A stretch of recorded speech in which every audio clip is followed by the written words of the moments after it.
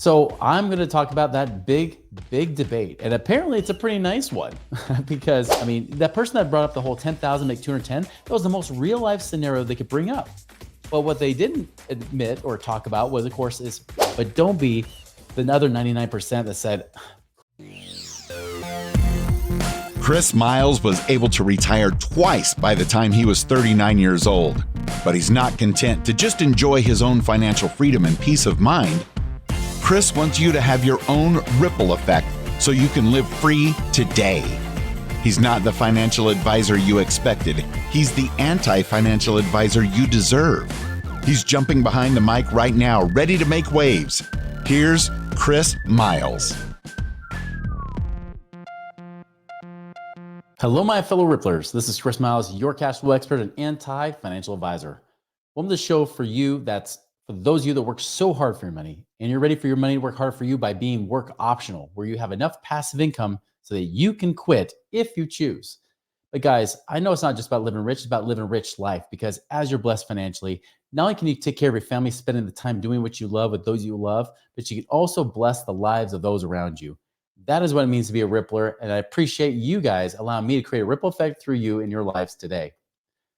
Guys, as a reminder, as we're talking here today, if you haven't done so already, and especially if you've got money sitting around wondering, how do I make it work harder for me? Go to moneyripples.com and try our passive income calculator now to see just how much passive income you might be able to create in your situation over the next 12 plus months. So definitely go check that out today. So I'm going to talk about that big debate. And apparently it's a pretty nice one because from some of the recent things, I'm pre-recording this probably about a month ahead of schedule here. I know that this topic is evergreen. This is something that probably this debate will not go away. But I had a recent podcast that I put out there, or not even a podcast, actually, it was just a video I put out about why I hate investing in the stock market. And oh my goodness, talk about a sacred cow. There are so many people that you wonder if they even watched the video, but they just want to make bad comments, right? I even made fun of trolls. I don't think they got that far to say like I was teasing them before they even put the comments in, because I knew what they were going to say anyways, right? But man, like trying to tell people that the stock market is not the best place to put your money is really rough on people. Like they wholeheartedly believe that. And I get it, guys. I was a financial advisor, right? Because I was teaching people stock market was the best thing ever, right? The best thing since whatever, right? I'd been the stock coach. I actually traded stocks and options myself, and I taught other people how to do that. I had bought hook, line, and sinker the whole investing in the stock market thing. But man, do people hate real estate compared to when they're talking about stocks? Now, here's the thing. I will tell you, investing in stocks is good. It can be good, I should say. It doesn't mean it's guaranteed, but you could make money in stocks. Overall, that's very possible. You could actually make decent money even in stocks over time. And I want to focus primarily on one of these comments right here, because this is really the debate, right? It's about what's really better, stocks or real estate. And a lot of people are arguing that real estate's too hard. It's expensive, and takes a lot of money. It's true. What's nice about stocks? Click the button, you buy, it's done. It's easy. It's almost brainless, which is part of the problem. Anything that's easy and brainless usually doesn't pay well, okay? But here, I want to focus on this one from at cute humor. Try to say that 10 times fast.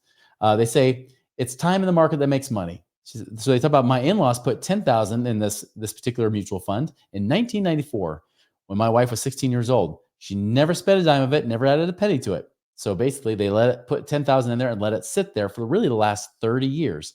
It's all market gains, reinvested dividends, capital gains. So basically, of course, all the dividends got reinvested and whatnot. It's now, as you see, $210,000.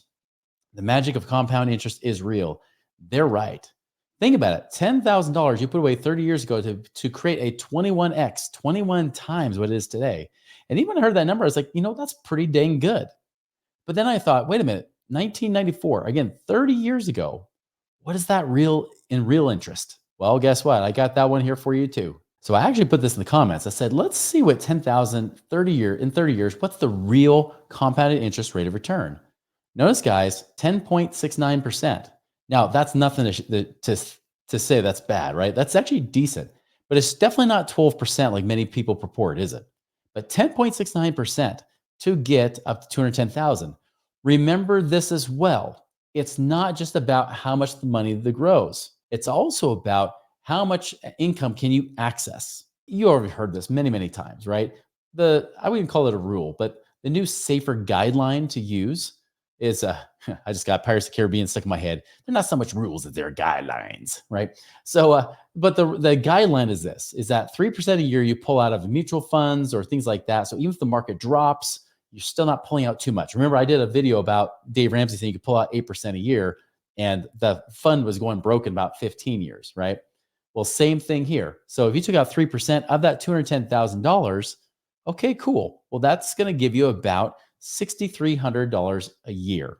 6,300. So you're really looking at $525 a month, and then you may or may not have to pay taxes, most likely, unless it's a Roth IRA. But notice this: the power of the buying power. I put this at 5% inflation. I know I'm going conservative. That sounds like a lot compared to what the feds try to lie about it, right? And the government, because they don't want you to believe that inflation's more, because Social Security would have to rise with that cost of living if they did it based on the real numbers. So they base off a manipulated number that they've used to lower it to allow Social Security to last longer. Makes sense? Politicians want it. Everybody wants it because they don't want to go have Social Security go broke on their watch, right? They'd rather have, let the next politicians deal with that crap. So anyways, but notice the buying power is about $48,000 a year. So really, if you pull out 3% of now, it's worth $48,000, right? Just remember, $10,000 become $210,000 in 30 years will not be as much as you think. So $48,000, now you're looking like you're pulling out closer to just a little under $1,500 a year, right? In actual income. That's not a lot, right? $10,000. And even if it was 5%, let's just be devil's advocate, gets my own point. Say it's 5% you pull out, that's still less than $2,500 a year that you're pulling out. Guys, that's like a couple $100 a month from that 10 grand, right? It's not a lot considering you had 30 years to have that miracle of compounding interest, right? So that's one big thing. All right, so let's just get to this debate. What's better, stocks or real estate, right? Like, I mean, you obviously know that it's no stranger. I'm a fan of real estate. There's no mystery behind this fact. I pretty much tell you the way it is and the way I think. It doesn't mean that stocks don't have their place. It doesn't mean that mutual funds don't have their place. It doesn't mean you can't make money in those places. I cannot stress enough. It's not that you can't make money. It's whether it's enough to make a difference in your life. Will it buy you the freedom you really think it will give you? Remember, how many times have I quoted the stat from Transamerica, right? That 35% of people that have at least $1 million in their 401ks and IRAs, 35% polled said it will take a miracle to be able to retire. And on top of that, when I looked at Fidelity stats, only 810,000 out of the 45 million clients, only 810,000 had over $1 million. That means only 1.8% had over $1 million. And of those, more than a third believe it take a miracle. That means you have a 1% success rate for those people that feel like they're making it. That's not high, guys. But again, these people will argue until their breath goes out of them based on really not even real life. I mean, that person that brought up the whole 10,000 make 210, that was the most real life scenario they could bring up. But what they didn't admit or talk about was, of course, is so what? Okay, cool. That $10,000 now, or back then, which was worth a lot more than $10,000 back then, is now paying you the equivalent of about $6,300 today, or could pay you that much if you want it to last forever. Okay, not bad, but definitely not something to get all hot and bothered by, right? And so when people say, well, we just add more money, we just keep adding to it. Yeah, but how much do you have to keep adding? If it took 30 years to get that 6,300, well, you might want 10 times that. That means you had to have 100,000 back then. And 100,000 back then was no small change.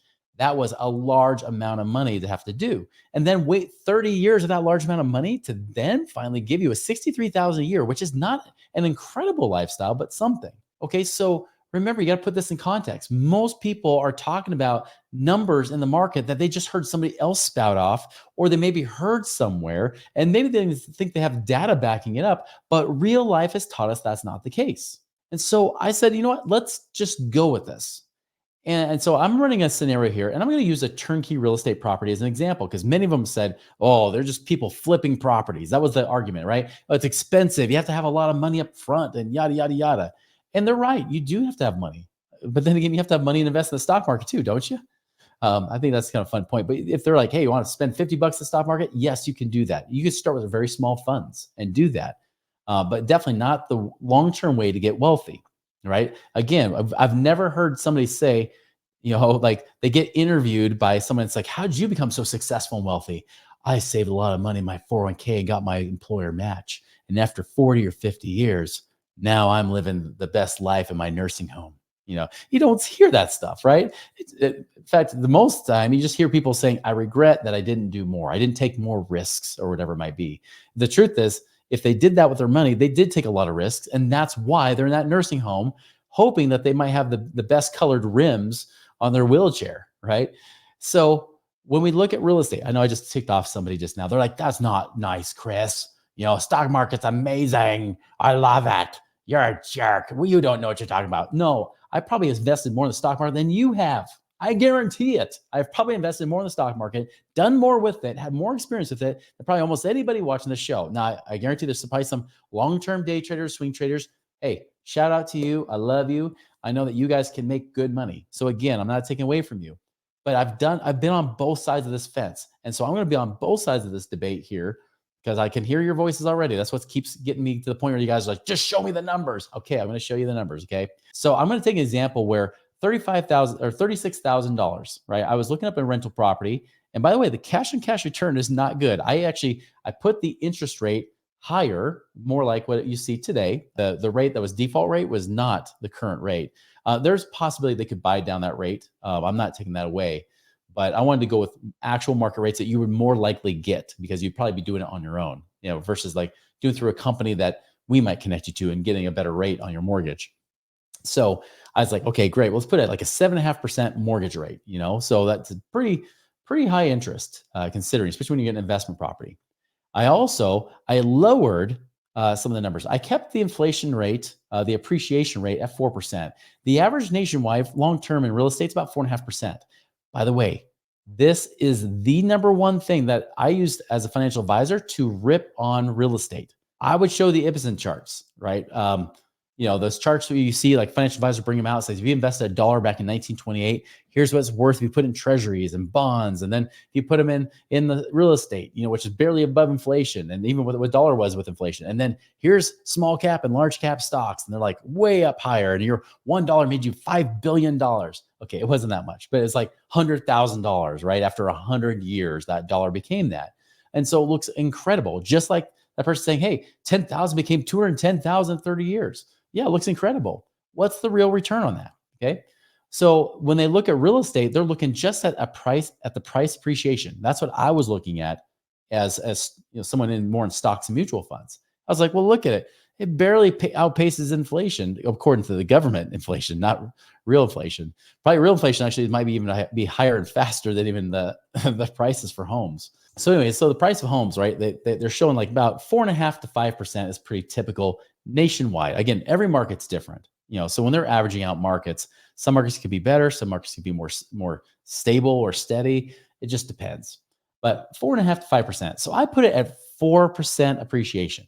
So I play devil's advocate here. I was like, let's not bank on appreciation so much. Now I did show rent going up 3% a year. Now that's also conservative. Most people are seeing, at least, lately, especially, and of course, lately, I take that with a grain of salt, but lately you've been seeing at least a 5 to 10% jump in rent increases per year because of what's going on with inflation and what's going on with interest rates and so forth. So I kept it at 3% for the rental rates that have been raised. Not a lot at all, very conservative, lower than what you typically see. So again, I'm playing devil's advocate against real estate. I'm actually giving real estate a little bit of a headwind for the next 30 years. Versus investing, and I'm going to use that person's mutual fund of what they've done. Again, I'm going to use a disclaimer. Past performance is not indicative of future results. That applies to real estate. That applies to the stock market. Just because they did 10.69% for the last 30 years does not mean they'll make 10.69% the next 30 years. In fact, they could do worse. Ask anybody who had Janus funds in the 90s that were loving it, and then also the 2000s they were like almost non-existent. Nobody wanted them anymore, right? Because it depends on the money managers. But regardless, right, I want to just play it as fair as possible, giving that rate, which again, 10.49% is above what most mutual funds do. I'll show you what that is in a bit. But 10.49% using $36,000 compounded, just reinvesting that money over time, compounding it to then see what it is later. You guys ready to see the answer? Great. No more delay. Let's just get into it. All right. So here it is. You're seeing it for $36,000, sitting there at 10.69% interest. Again, way above what you actually see most mutual funds do. Most mutual funds don't even make what the S&P 500 does. And remember, the S&P 500, I just updated the numbers recently, 8.4% has been the average for the last 30 years. So this is over 2% better. Just, 10 only roughly about 10% of mutual funds do better than the S&P 500. This is why, and then they have fees, right? This is why, that's why a lot of people say, just buy the SP 500, just buy those mutual funds. Like, don't even use a financial advisor, because they're right. The truth is, financial advisors really don't get better returns than the stock market. They usually end up giving you mutual funds that underperform. So you're like, I might as well do this on my own. What do I need a financial advisor for and have to pay them for? It's ridiculous. And I agree with you. Okay, so 30 years, here's what it is. It's about $757,000 is what you have. Now, after that inflation, I still kept the 5% inflation rate. That's like $175,000. Now I'm going to ignore that for right now, but just remember, it's like $175,000 in that moment of buying power at that time. Still, if you live on 3%, that's only going to give you roughly a little over $20,000 a year. Actually not even that much. Sorry, I was really trying to be generous, wasn't I? It's about $5,000 a year is what you're getting from that if you live on 3%. $5,000 a year after you let 36,000 sit around. Again, same kind of thing, same basic kind of principle as what we saw before. So 757,000, that's what you have. Now, if I had put this down to like 8%, more realistic for many of you, right? Notice that's cut in half. Even though it's only about a 2.5% difference, that number is half. It's 362,000. Because here's the thing, guys. Compounding interest, although it looks amazing when you're talking about growth, well, when you don't get what you expect, it doesn't take much to get compounded disappointment, right? You can get compounding interest when it does well or does better than you expect. It's the compounding disappointment you get when you don't get that return. And again, just 2.69% difference may cut this number in half, because that 2.69 over 30 years compounded means you only get half. That is not as impressive. Now, it's still 10 times more than what you have in there, right? 10 times more. Now, based on after inflation, that's about 2.5 times more, right? So it's grown, but not a ton. Now, what about with real estate? What's different there? All right, so here we go. So same $36,000 down payment. This includes closing costs. I included $5,000 closing costs plus a $31,000 down payment on a single family home. This is actually one in Kansas City, Missouri. Okay, so notice this. Again, I remember I went conservative on appreciation. I went conservative on rent increases. Oh, and I forgot to mention, we also included expenses for unplanned maintenance or vacancies, right? So I even included a percentage of the money towards that. So that's why there's only about a 3.6% cash on cash return in the first year. So you're looking for cash flow. You're like, wow, I made about $110 a month from the 36,000. Not horrible, but not great. I mean, really, if you have a high yield savings account, you could beat this in the first year. But again, when you raise the rent, when there's potential appreciation, and of course, after 30 years, you pay off the mortgage. Remember, any equity gain, when you put a 20% down payment, gives you a quintuplet multiplier effect. Here's the difference though. Look, total cash flow over those 30 years, $286,000. Now remember, if you got 8%, that was $362,000, right? Of total value. That's just the cash flow. Just the cash flow. Does not include the fact that, yes, you do have equity. You have, of course, $500,000 of equity. Why? Because it's showing you that the value is about $523,000. And again, 4%. Average has been at least 4.5%, give or take, nationwide. I ran at 4. If I put it at 4.5, the number would be bigger. But you've got a $500,000 property paid off free and clear. That means in total, between these two numbers, right, just the cash flow, and that's not even you reinvest the cash flow. And just so you know, a lot of times, usually after about 5 to 7 or so years, depending on what the cash is. In fact, let's just go out there. Let's just go out to 2031, for example. That's 7 years from now. Your cash flow is almost $4,600 a year. But in that same year, what do we have in equity? $110,000. So $110,000, you're cash flowing $4,600. That means roughly you're getting about a 4.5% rate of return, maybe 4.4, give or take. Well, if at 110,000, I could sell that property, get the 100,000 out, invest it, and make 10% somewhere else. I'm already making 10,000 a year versus the 4,600 a year, right? But again, they're paying on the mortgage. There's possible appreciation. So let's just say we rode this thing the entire 30 years. Well, that 523 plus the 286, guys, this puts you over $900,000 $900,000, right? $900,000. Again, using conservative numbers versus, remember, the only thing they got close to is when I used that 10.69%, which is really hard to do. Most mutual funds have not done that long-term consistently. So I wanted to use that example just for devil's advocate's sake to say, look at this. But still, and here's the key point, guys. I want to go back to that other one that was 727,000, right? Again, that 10.69% stock or mutual fund, that we're talking about here. Remember that income you're pulling off of that when it was over 700,000 means that 3%, you could still pull off a good, like I said, about 20,000 or so a year. But here's the key difference, guys. Look at the cash flow right here, 29,000 a year. And that's with tax advantages too. Now, granted, by this point, you probably lost all the depreciation. So I'm not even going to count tax advantages, but still I'm getting 29,000 a year and I still have a $500,000 asset. So where the other one, if you pull off 3% a year, yeah, you could pull off 20,000 a year and you're going to have to pay taxes on it, guaranteed.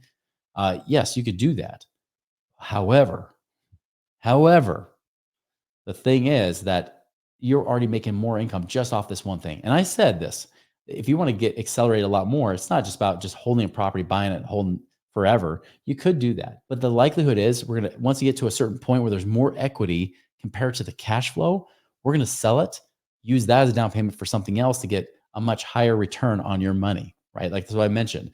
And I didn't even do that. I didn't talk about the reinvesting. I'm actually working on a calculator to help you see that, which is a lot more complex math to do. But this alone, just buying a property and sitting on it right there, which had tax advantages. So I'm earning income along the way. That 286,000, in many cases, you pay little to no taxes on it because of the depreciation.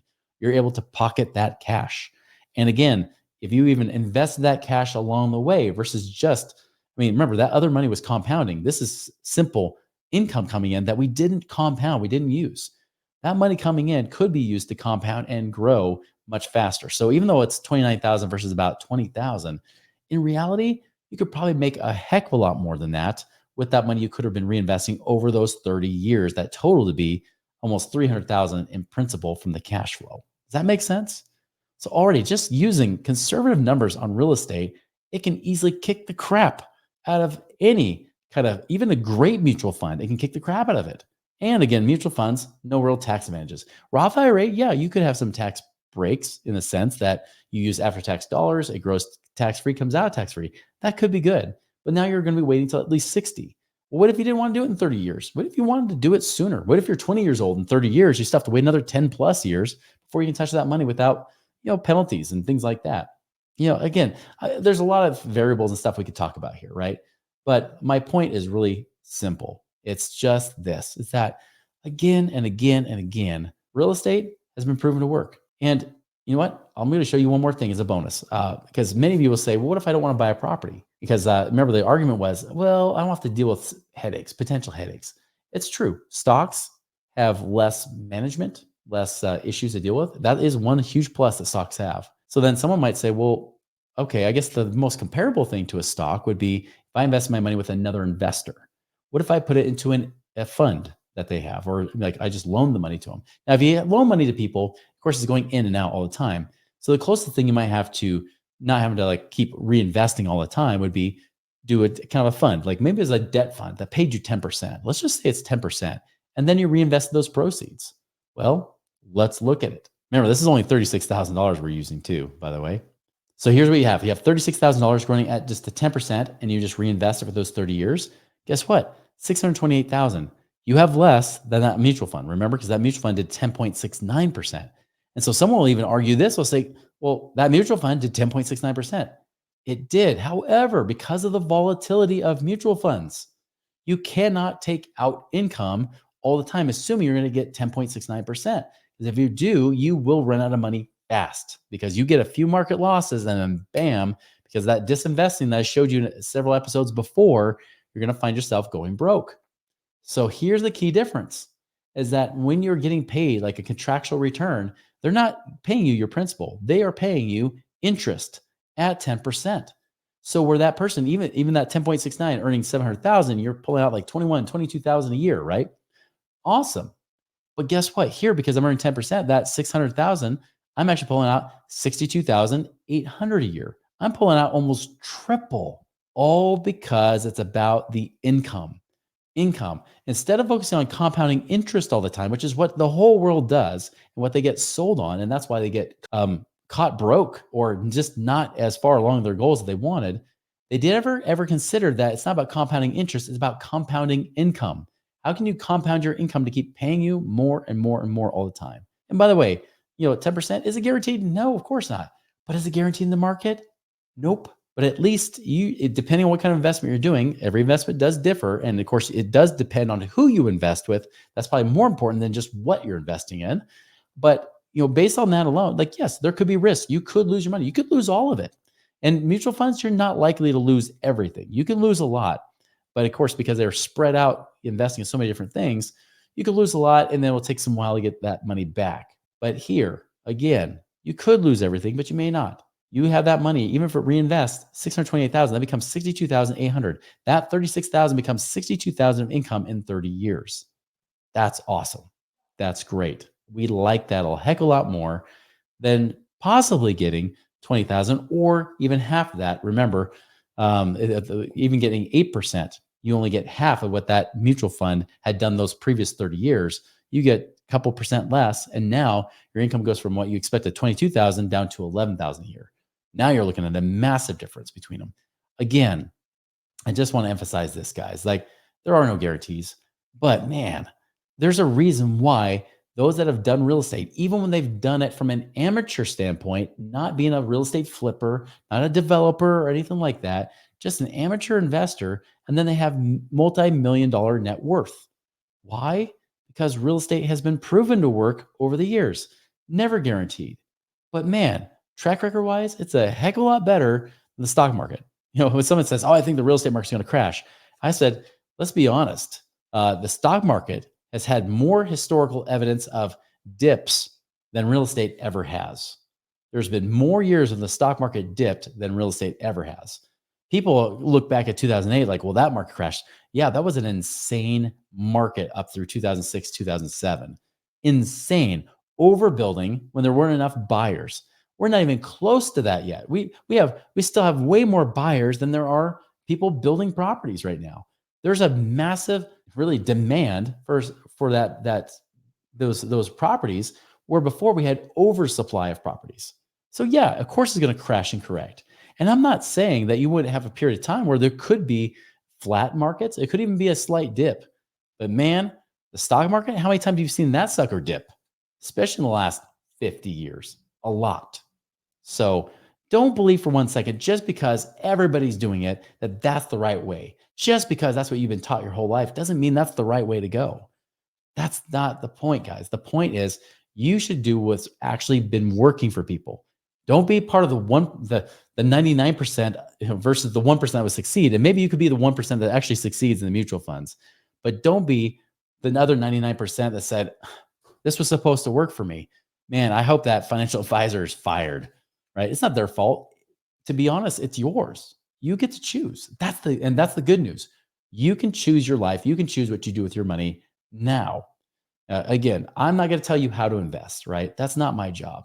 My job is just to open up and let you know that there's another path. There's something that I've seen work for my own self. It's worked for many of our clients, and I've seen more success there than I ever have when I was a financial advisor. Ever. There's a very different quality of life. There's a different way that people talk about money. There's a different way they feel about their investments when they're doing these other, like, Main Street investing versus gambling on Wall Street. There's just a big difference, guys. So I just can't reemphasize enough. I'm not trying to give you investment advice because I'm not an investment advisor, right? But I am somebody who's just like you was on this path. I was a financial advisor. I was one at one point.